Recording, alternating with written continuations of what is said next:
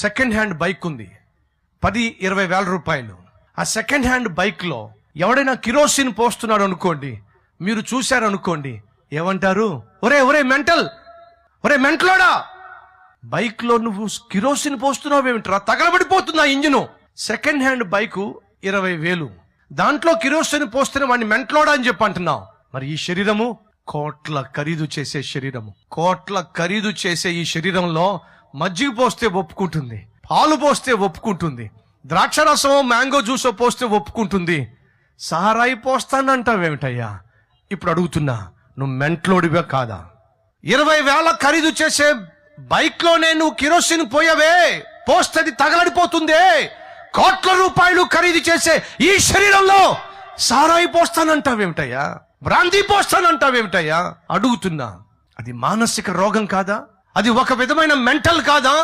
ఈ రోజు నువ్వు నీ శరీరంలో సారాయి పోయడం వల్ల, గుట్కాలు తినడం వల్ల, బ్రాందీ పోయడం వల్ల నీ శరీరం పాడవడమే కాదు, నీ మీద ఆధారపడిన నీ భార్య, బిడ్డలు ఒకరోజు రోడ్డును పడతారయ్యా.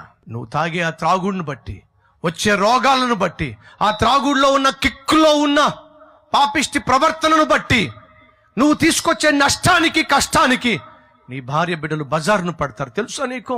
సహోదరుడా, సహోదరి, నువ్వు ఏ పాపమైతే చేస్తున్నావో, ఏ పాపిష్టి జీవితం అయితే జీవిస్తున్నావో, ఆ పాపము పండి నిన్ను, నీ బిడ్డలను, నీ భార్యను పొట్టన పెట్టుకోక మునిపే, నిన్ను నరకానికి తోసివేయక మునిపే ఈరోజు నీ జీవితాన్ని మార్చుకుంటే ఎంత బాగుంటుంది. త్రాగుబోతులు నరకానికి వెళ్తారు, పరలోకానికి వెళ్ళరు. ఆ 10 మందిలో నీ పేరుందా?